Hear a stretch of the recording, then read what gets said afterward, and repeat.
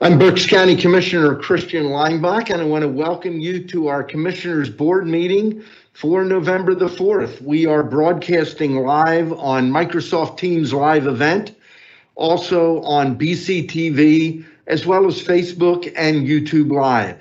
At this time, I'd like to recognize my Executive Assistant, Mary Buer. Thank you. Public comment will be accepted in person and through the Q&A function. Please include your first name, last name, and municipality for all comments. Any comments without name and municipality will not be considered. Each citizen can submit one comment. Comment length is dictated by limitations of the platform being used. Teams, Q&A, Facebook, YouTube. In-person comments will be accepted first, followed by comments submitted virtually. The meeting comment period is limited to a total of 30 minutes, including both in-person and virtual comments. This time period may be extended at the discretion of the board. Please be concise. Comments that are germane to county business will be read during the meeting and should not be considered to be interactive dialogue with the commissioners. The county solicitor shall be the final arbiter of whether a comment is germane and should be read. Any commissioner response to public comment will be done at the discretion of the commissioners. Thank you very much, Mary. We will begin, as we always do, with a moment of silence followed by a pledge.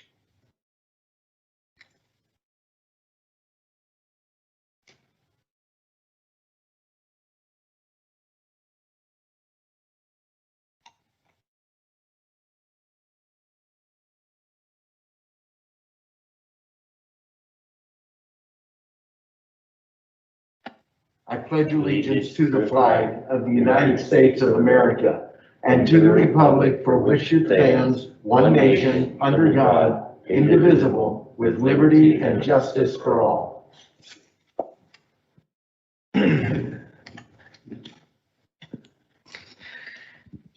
This morning, we're pleased to have Ken LeBron, our Director of Veterans Affairs, here, along with April Mulvey. She is the 2021 Elizabeth Dole Fellow and will present for the reading and vote on an agenda item. We have a proclamation, and I'm going to ask Ken and also our Deputy Director, Jason, and April to please come up to the podium.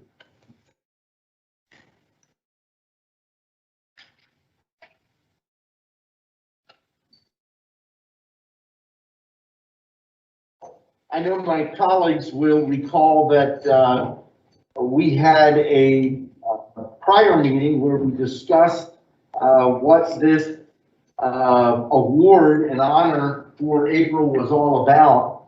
But today, the commissioners are here to do something we very rarely do, and Karen Shuey's here. She can vouch for the fact that since 2008, we very rarely do proclamations.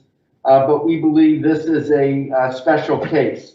This is a proclamation, the hidden heroes of Berks County's military and veteran caregivers.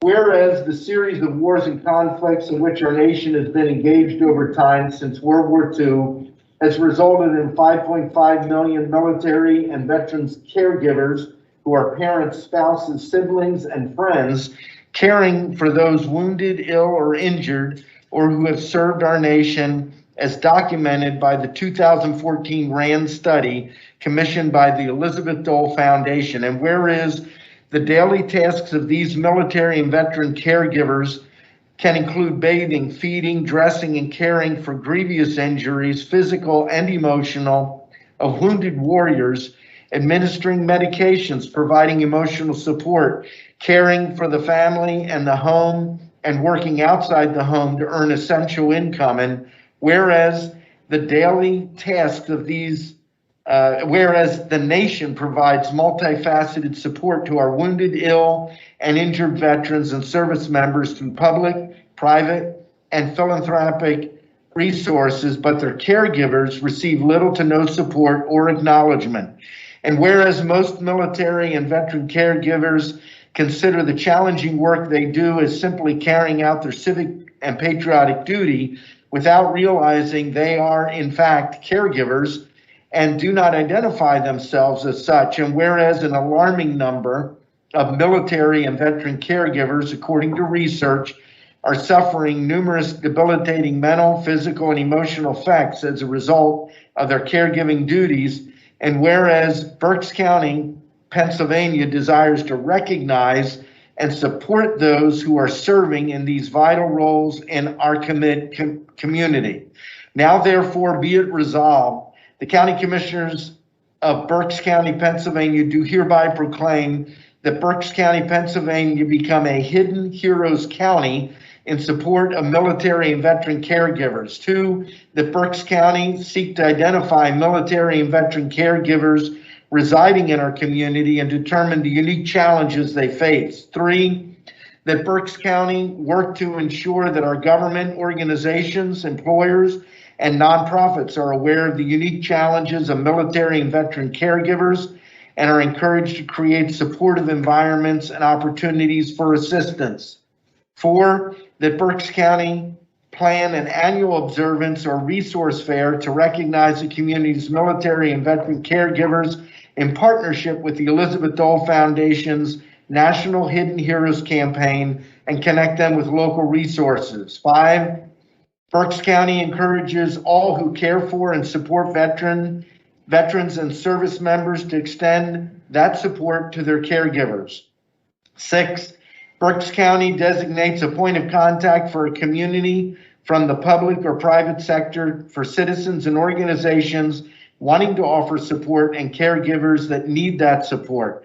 That person being the Berks County Director of Veterans Affairs, located at the Etchberger Veterans Services Center here in downtown Reading. And 7, that Berks County use the Elizabeth Dole Foundation's military caregiver experience map to understand the stages of the military caregiver journey and use it as a tool to encourage community understanding and support. It's signed by all 3 commissioners, and we're very glad, again, as I said, to have Ken LeBron, our Director of Veterans Affairs, Jason, I always get this backwards, Matisse Nauman, our Deputy Director, and April Mulvey, our local caregiver, and more importantly, recognized as the Heroes Award from the Elizabeth Dole Foundation. Thank you very much, and I'd like to give this to all 3 of you. And Ken, if you and April would like to say a few words. Thank you so much, Commissioners.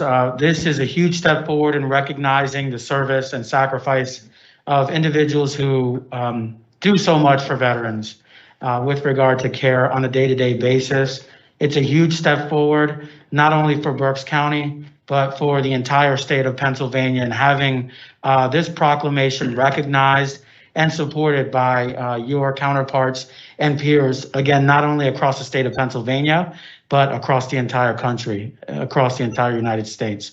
And of course, Berks County is a trendsetter and a forefront county in an initiative like this, which is amazing. It's a great thing. Now I'd like to turn it over to April Mulvey for a few words. Thank you, Ken. First, I just want to thank commissioners for signing this. This is huge for me. This is huge for the state of Pennsylvania, and this is huge for Elizabeth Dole Foundation as well.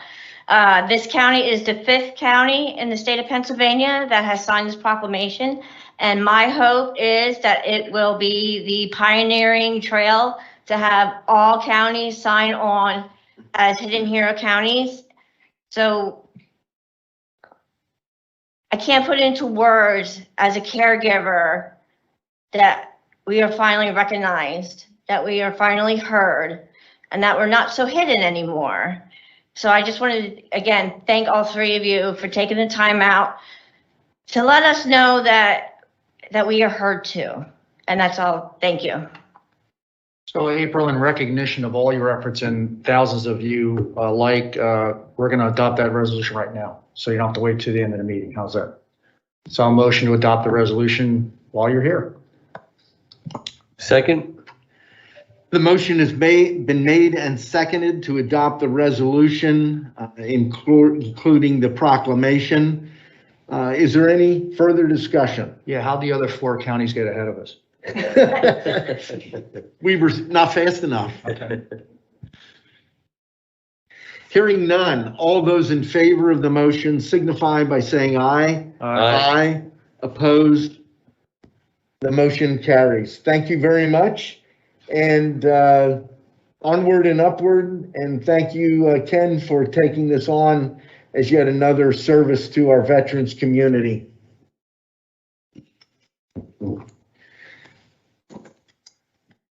It's now time for our weekly Berks County COVID-19 data report, and I'm going to recognize Brian Gottschall, our director of the Berks County Department of Emergency Services.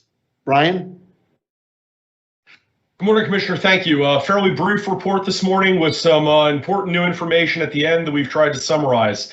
As always, we start out taking a look at our case count and testing slide, blue being our cases, smoothed over 14 days, and orange being our testing, smoothed over 7 days. We can see that the downward trend that we started a couple weeks ago does continue, although is much flatter than we'd like to see it be. We, of course, would like to see those cases coming down quite significantly, but I guess any downward trend is better than nothing. I did want to mention that there are 2 counties in Pennsylvania who, as of this week, have been moved from high to substantial risk of community spread. And I've provided this slide that summarizes a little bit about Berks County and the surrounding counties. These numbers are controlled for population, so that there's 7-day case rate per 100,000 of population. And you can see that Philadelphia and Chester County are both under 100 cases per 100,000 of population, moving them down from high to substantial. We remain above 200, and a number of counties around us are in a similar situation, with Schuylkill being up as high as over 350 cases per 100,000 over the last 7 days. But based on these numbers, I think that we're going to soon see other counties in the southeast region perhaps dip below that 100 threshold, come up and down. We've generally seen that where over a week or two you go above, you come down, but then eventually come down below as the surge starts to wane. So we're all hopeful that Berks County is going to continue to be in that category and that we're going to see our numbers come down also. It's also worthy of note that if you look at this at a national scale, where the entire nation was painted red on a county by county basis for community risk, we're now seeing a lot of that deep south where the Delta variant started coming down into orange and even some yellow and blue, which are signifying all the way down to a low risk of community transition. So those who suffered under the Delta surge first are coming out of that Delta surge first, and therefore we hope to see ourselves on the heels of that also. Our pediatric cases over the last 7-day opportunity or 7-day window for review have remained again fairly flat in both age groups, which is good news. We'd like to see downward, but flat is better than upward. A little bit of a change in how we're showing our hospital data. You'll remember that we've always been cautious about clarifying that our hospital data was known and suspected cases in-house. And as I say this, I note that I failed to edit the headers on the columns. I'll fix that for next week. Our new way of displaying this data is not suspected cases anymore, but only known cases. And the reason we're doing that is because both St. Joe's and Reading are now making available their known cases based on vaccination condition. So we can break this out and show very clearly for the public the impact of being vaccinated as it relates to our cases in the hospital, cases in the ICU in the hospital, and cases on ventilators. And we can see that about 20% of the total cases in our local hospitals are vaccinated persons, of course, leaving 80% being unvaccinated, 10% in ICU, 90% unvaccinated. vaccinated, and 25% on vents, with 75% of those on vents unvaccinated. Again, a little bit of a different way of displaying this data, kind of pushing a reset button, but as long as the hospitals continue to publish this way, this is what we'll be doing moving forward. Our death slide continues to show the same slow rise that we've seen week over week, and as we've mentioned, until we can clearly tip over our case count rise and get on the downside for a few weeks, we're going to continue to see these deaths having that same slow rise, as the deaths will peak weeks after the cases have peaked. Taking a look at our vaccinating numbers, not a whole lot to report there, kind of the same news that we've seen week over week. Pennsylvania has exceeded their 70% goal for over 18. Berks County continues to slowly approach that with a decimal point rise in percentage on a weekly basis. With consideration to those who have already gotten at least one dose, we continue to statistically correct for those that we believe will likely not pursue a second dose, and see that over the next 4-week period, we should cross over that threshold of 70% as long as the statistics hold out. We continue to lead Pennsylvania in vaccinations since May 26th in all categories except those from 12 to 18. We'll, of course, start to see a change here in the under 12, and we'll talk about why that is in the next couple slides. I've tried to take all of the vaccination recommendations that have kind of gotten very stretched out, and last week there were, I think, 6 total slides that covered this, and boil it down into 2 slides with some very simple bullet points. This first slide is talking about initial vaccination. Nothing on this slide has anything to do with booster doses. This is initial vaccinating series. And sum it up for each age group and what can happen today. So as of today, ages 5 to 11 are eligible for 2 Pfizer doses. These are what are considered the 1/3 strength, or the kiddie doses, not to be confused with the doses that are available for those over 12. For those from 12 to 17, they are eligible for 2 times Pfizer doses of the normal strength. For those over 18, 2 times Pfizer or 2 times Moderna, or 1 times Janssen. This is old news here. This has been the case for a very long time. For those who are moderately or severely immunocompromised, they would be expected to pursue 3 times Pfizer or Moderna. Again, their normal dose is a 3-shot series, not a 2-shot series like it would be for most people.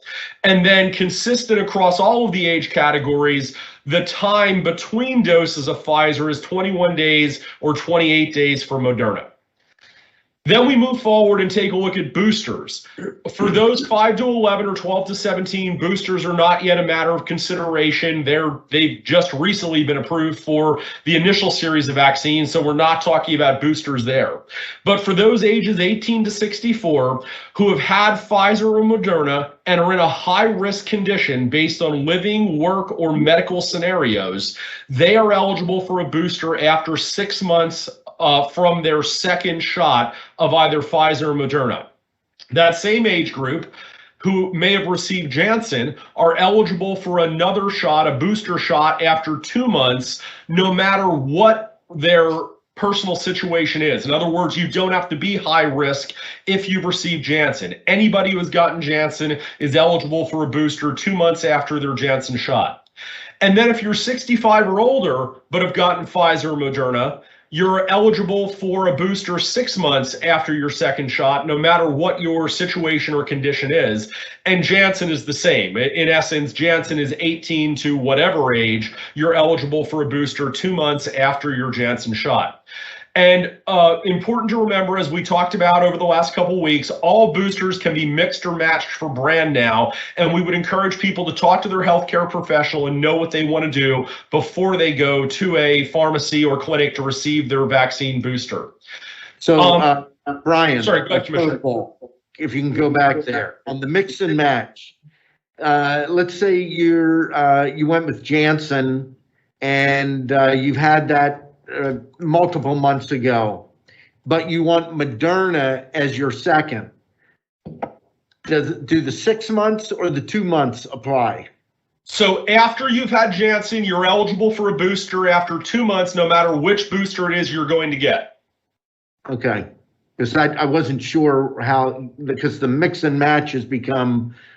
Very interesting, and obviously it's endorsed now by the CDC, and there's certain mixes that are more effective than others.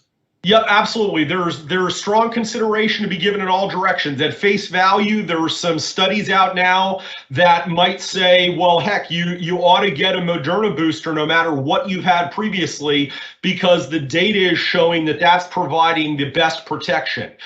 But on the other hand, there's some consideration to Moderna side effects that people have expressed concern about. I personally, I'm not a physician.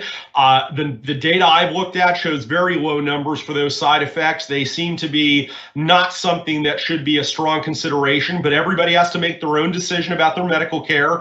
And someone may look at that and say, well, you know, the side effects on the Moderna, I'm not willing to take that chance, so I'm going to go for Pfizer because that has different side effects or a lesser prevalence of side effects, in my opinion.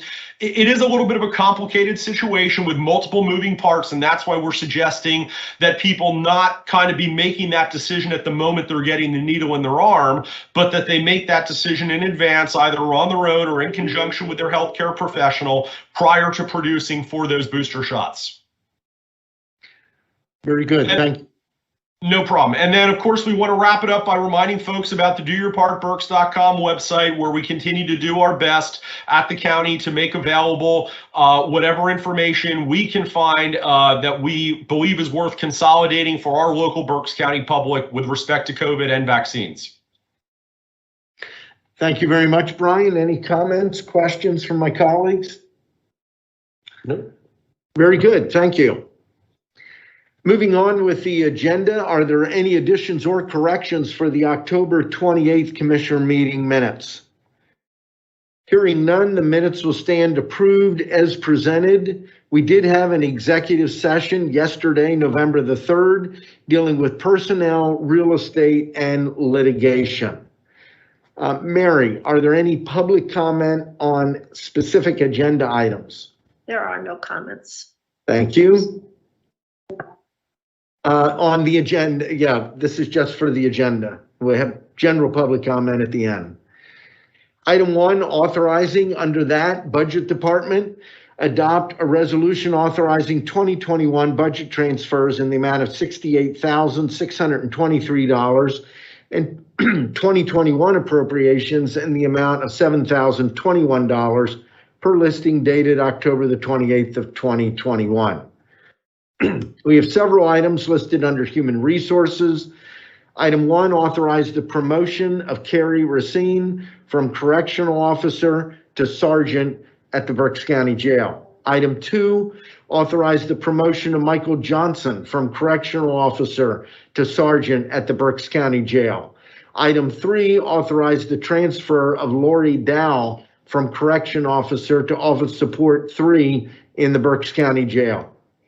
Several items listed under Commissioner Barnhart. Item A, adopt a resolution authorizing the reappointment of Ken LeBron, Reading, PA, to the Berks County Area Agency on Aging Advisory Council for a 2-year term expiring December 31st of 2023.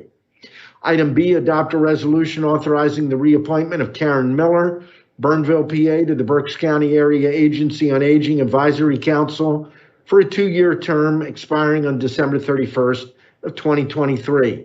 Item C, adopt a resolution authorizing the reappointment of Mark Sproul, Shillington, PA, to the Berks County Area Agency on Aging Advisory Council for a 2-year term expiring on December 31st of 2023. Item D, adopt a resolution authorizing the reappointment of Eric Jenkins, Fleetwood, PA, to the Berks County Industrial Development Authority for a 5-year term expiring on December 31st of 2026. Item E, adopt a resolution authorizing the appointment of Lisa Weaver, Reading, PA, to the Berks County Planning Commission for a 4-year term expiring on December 31st of 2025. There are several items listed under the commissioners. The first, adopt a resolution authorizing the appointment of the following individuals to the Solid Waste Advisory Committee. Said members shall serve until completion of the revised plan or until otherwise their duties have ended by statute. Charlie Jones, City Representative Jim Bobick, First Class Township, Brian Potts, Second Class Township, Brian Cole, Municipal Representative, Brian Clements, Citizen Representative, Charles Mowbray, Citizen Representative, Mike Gumbar, Citizen Representative, Josh Clements, Private Solid Waste Industry, Diane Solomon, Private Scrap Recycling, Don Mole, Industry, and then Jane Meeks, the Recycling Coordinator. Next, adopt a resolution authorizing Brandy Nider, Children and Youth Administrator, to execute the Memorandum of Understanding between the Berks County Children and Youth and Lancaster County Children and Youth for the purpose of establishing guidelines and addressing funding criteria for the use of Berks County licensed resource home.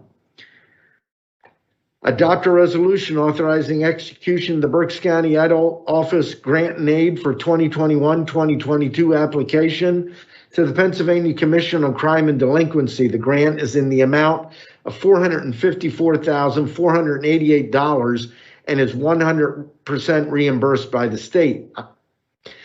Adopt a resolution authorizing the chair to execute the social service and healthcare professional liability renewal application, doing business as Partners in Parenting for the Berks County Children and Youth Services effective January 8th of 2022. And finally, adopt a resolution authorizing the execution and submission of amendment by the chair to the Emergency Solutions Grant, CARES Act, between the Commonwealth of Pennsylvania, Department of Community and Economic Development, and the Berks County Commissioners of County of Berks to allow for an extension of the end date from January 8th of 2022 to June 30th of 2022.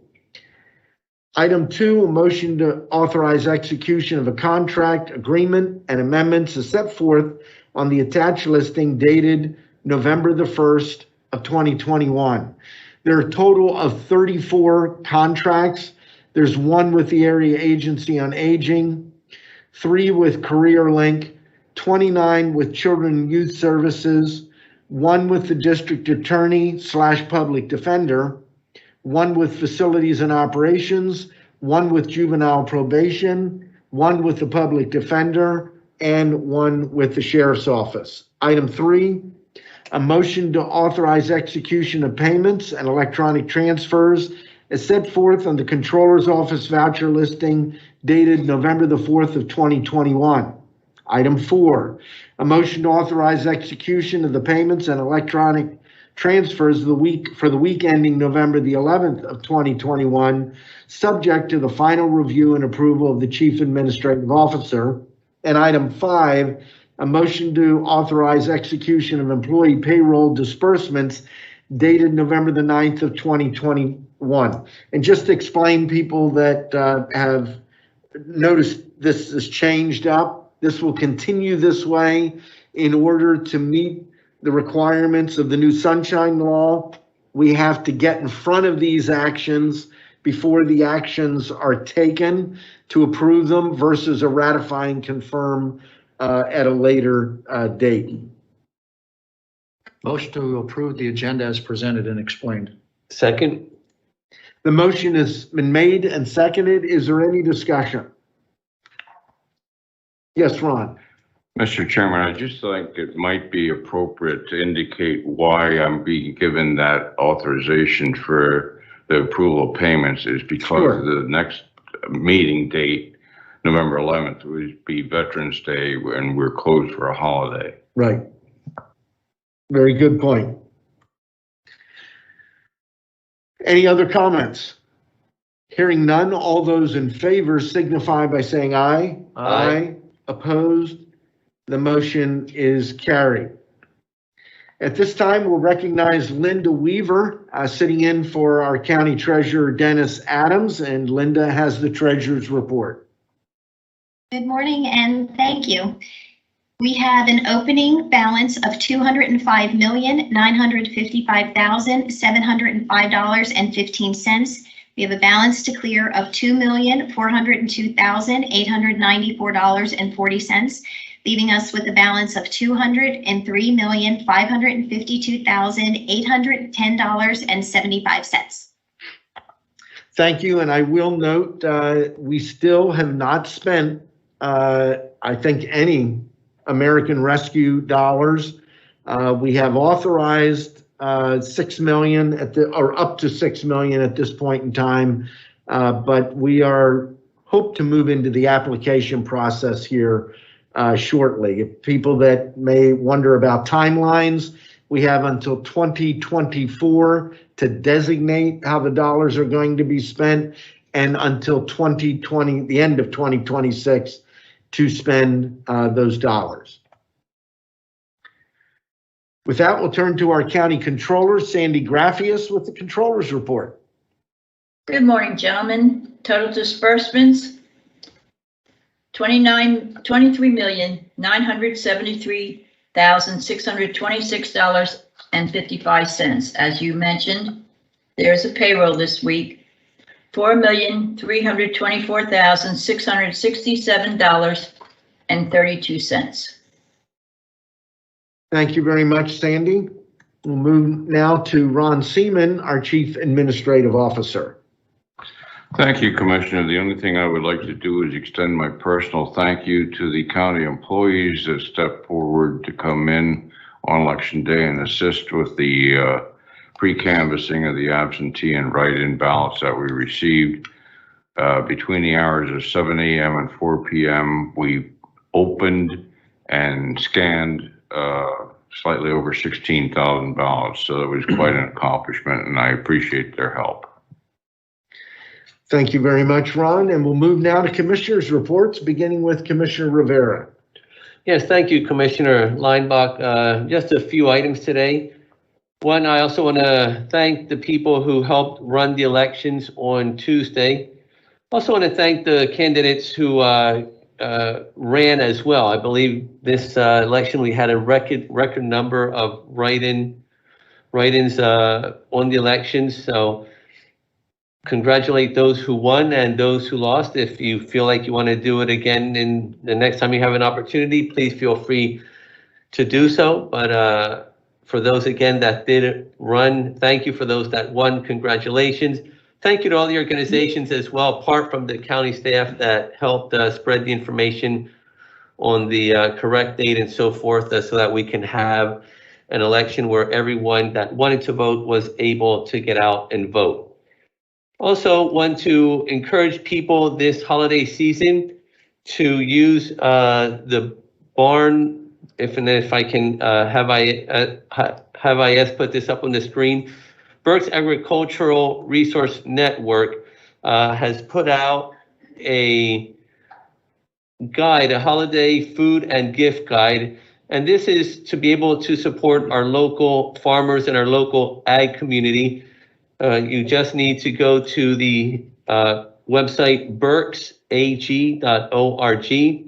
Again, that's berksag.org, and you can download this guide. It's a great opportunity to help support, again, our local small businesses and our farmers, and to give some nice gift there. You'll see the different things that are on the gift guide, from wines to fish to meat to a whole bunch of different stuff on there. So please download this and let's support our local businesses, our local farmers, and our small businesses this holiday season. I know sometimes it's just easier to go to online and order something online, have it delivered directly, but let's take a little bit of time to support our small businesses this holiday season. Also, since we do not have a board meeting next week, I just want to thank the veterans for their service. And I also want to thank their families for supporting them as well. Today, we just had the opportunity to have someone here who is helping her husband, who is a veteran and needs help. So thank you to the veterans who have served their country, and to their families as well, who have supported them and continue to support them, because unfortunately many of the veterans come back with PTSD and other issues, and their families need to continue to deal with them. So thank you to the family members as well. And that's all I have. Thank you very much, Commissioner Rivera. Commissioner Barnhart. Thank you to my colleagues. I first want to acknowledge some of my reappointments, Ken LeBron Karen Miller, Mark Sprout, and Eric Jenkins for stepping forward and wanting to serve again on the various capacities. And especially note Lisa Weaver. It'll be her first opportunity to serve on the Berks County Planning Commission. She is replacing Doug Rauch, who has served for more than 14 years as my appointment. So best wishes to Doug Rauch and welcome Lisa Weaver. I too want to commend everyone with respect to the election held on Tuesday, whether it's the candidates, especially the voters who came out.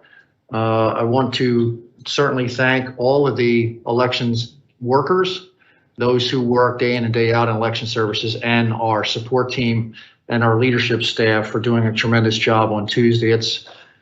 I've said it many times, it's like organizing 202 birthday parties and a wedding reception all on the same day. And the coordination it takes to do that is just unbelievable. We record the actual process of the mail-in ballots and the process in the office downstairs. I know it's not vivid viewing or wouldn't get a million viewers, but just amazing what it takes to pull off an election, the lead up to it and the process, and of course, the continuation of the process. I do want to caution people. I'm certainly a staunch advocate of mail-in absentee ballots. I have been from the beginning, but we do find continuing numerous errors or issues that disqualify those mail-in ballots from meeting their destination actually being counted. And again, I'm strongly encouraging people to continue to do this, but be more diligent and prudent when you're doing your mail-in ballots. We had a significant number of people who did not sign the outer envelope, did not date the outer envelope, a fair amount of naked ballots, which are the ones that come in because they're only in the outer envelope. When you open the envelope, they become exposed. They're not in the privacy envelope. So please, if you're going to continue to do mail-in ballots, please be more cautious in your completion of those ballots, because it's just troubling that you made the effort to apply for a mail-in ballot, receive it, fill it out. Just spend extra time really double checking and triple checking that. I hate to see those ballots being set aside because they didn't comply with the state law. Again, it's not something we do arbitrarily here in the county or in election services. We have to abide by the state law until they decide to make amendments or leave it the way it is. Again, I'm campaigning for people just to make sure you really dot your I's and cross your T's when it comes to these mail-in ballots. So other than that, tomorrow our SOS Berks Opioids Coalition meets. We're meeting virtually yet. Just seems like we're able to pull together about 40 members of the organization through Zoom. We certainly focus on the overdose opioids tragedy we continue to experience. We're probably going to hit our second year, again, higher than the previous years, but we're also focusing on other substance use disorders. So our next effort is going to be to remind people of the alcohol use disorder, as well as we expand our horizons a little bit as SOS Berks. Any abuse or use is not good. Obviously, alcohol has debilitating effects. It has killed many thousands of people, much the same as a lot of the prescription drugs. So we're keeping that in mind as well. Again, similar to Commissioner Rivera's comments, thank you to all who have served our country, since we won't be here next Thursday. We're all going to be there to celebrate our honorees on Saturday evening at Wilson High School at the Veterans Appreciation Dinner Dance. So that'll at least give us the public forum to thank people personally for their service to our great nation. So thank you so much. That's all I have at this point. Thank you, Commissioner Barnhart. I want to begin also by thanking our Election Day staff. They did a fabulous job. Very, very few issues that occurred at the polls. There always are some issues, but very, very few issues. Our team, it's been tough for the last 2 years. A lot of public criticism from various groups for various reasons, and often, not always, but often aimed at election staff and election department. That's never appropriate. If people want to take a shot at someone, we're the people that you take a shot at. We're the elected officials. We signed up. I don't want to say to be shot at, but we signed up to take the responsibility And so if you have a complaint, feel free to talk to us. I spoke to a woman yesterday in my own township that wasn't happy with the new electronic polling books. My experience in the same township was excellent. I didn't have an issue, but we want feedback. There were 5 precincts that piloted the electronic poll books. They save an inordinate amount of time for county staff, literally weeks of manual work that it takes to process paper poll books, and it is far more accurate. It's completely accurate, whereas in the manual process, I don't know that we could ever guarantee that the manual tabulation is 100% accurate. So at this point, we're planning to move forward with the poll books, but we are looking for additional feedback. We are getting feedback from all of our poll workers, any suggestions that they may have as well. But again, I compliment our staff, but also the roughly 1,200 people that work the polls throughout the county. Without those 1,200 people, there's no in-person voting, and obviously that's not an option.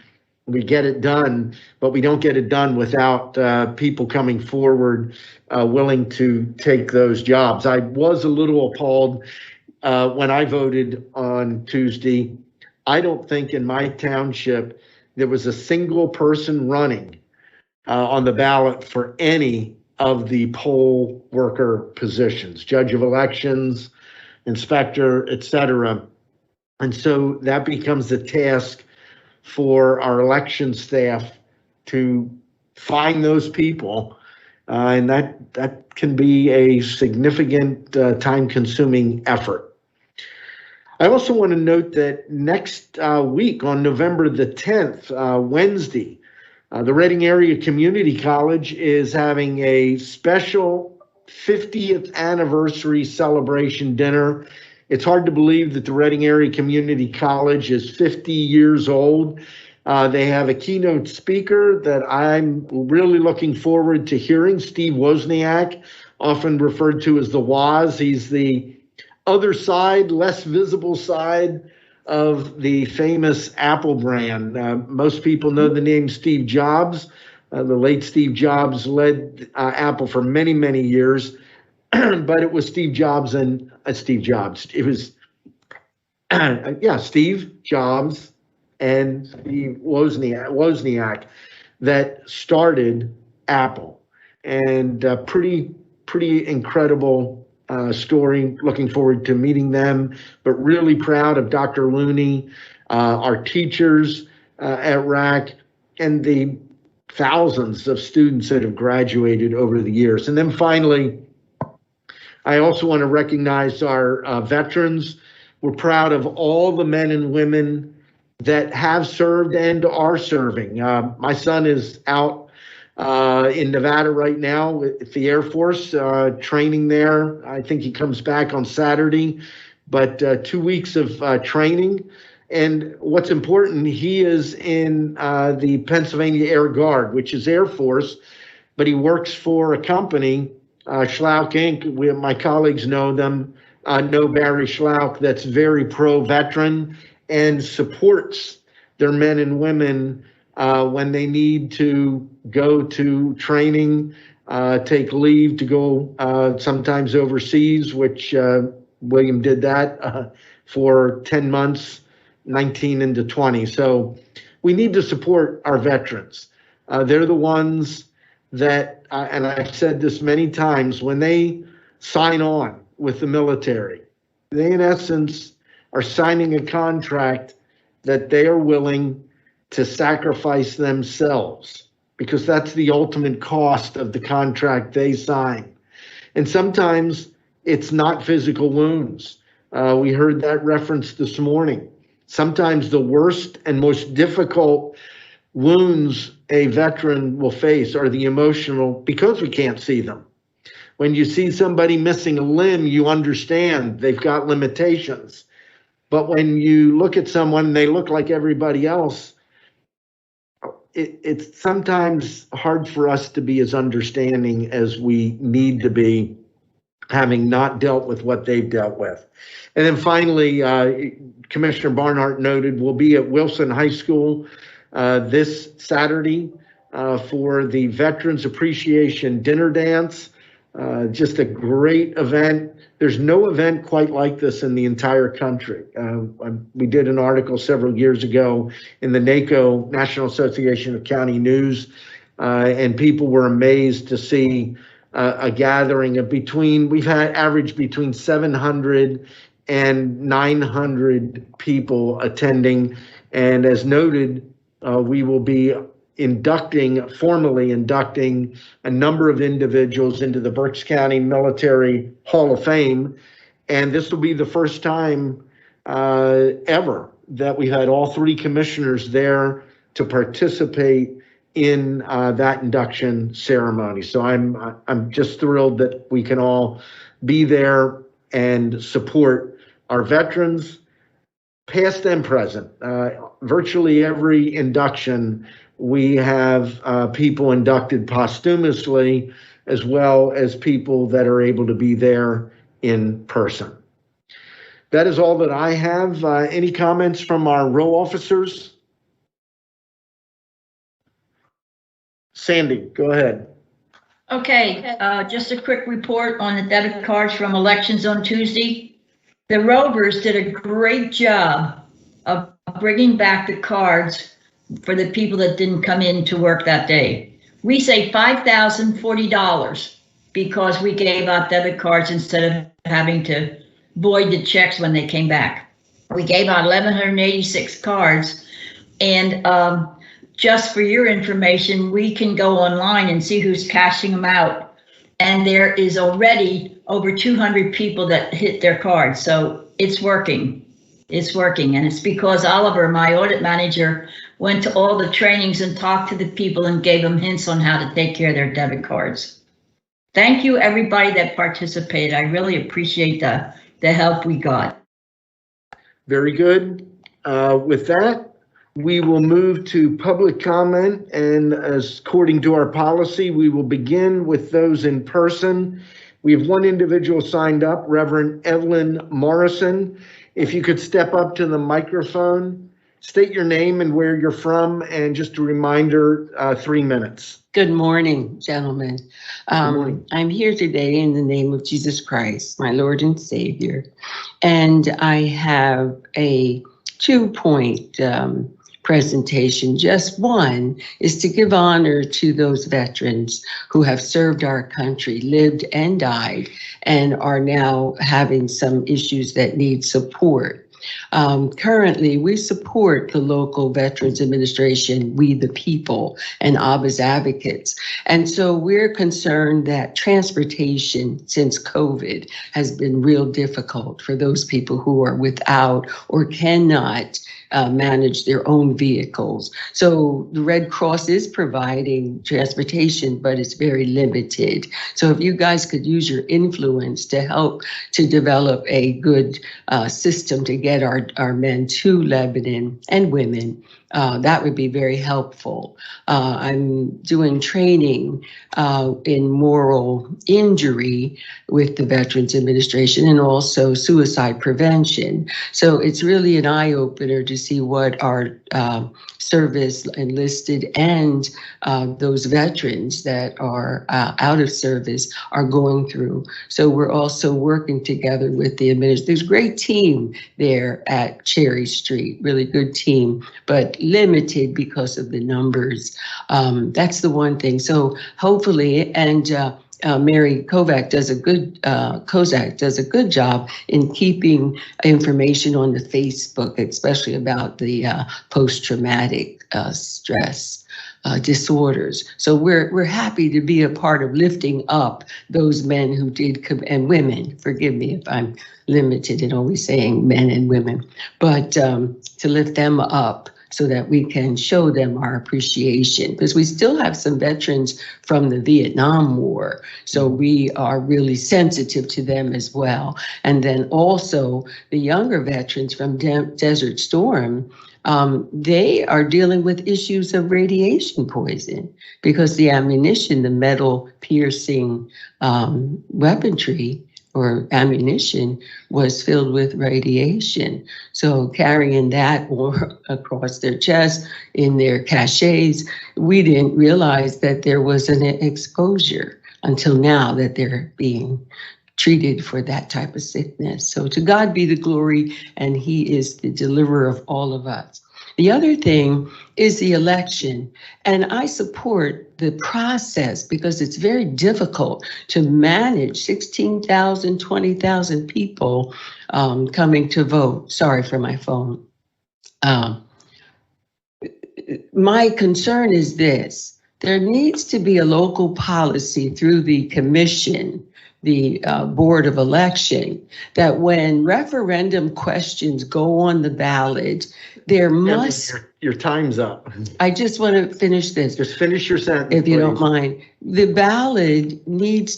ballot question needs to have an explanation. This time around, the ballot questions about changing the charter for the city of Reading had no explanation. Thank you. And so I appreciate that you looked into Thank you very much. Thank you. Evelyn. And that's all we have in person. Mary, I believe we have one comment online. John Archer, Spring Township. A well-deserved thank you and note of appreciation goes out to Commissioner Barnhart, Acting Election Services Director, Ron Seaman, Election Services, Information Technology, and other Berks County staff workers who performed so efficiently and effectively on Election Day and the days after our citizens had voted.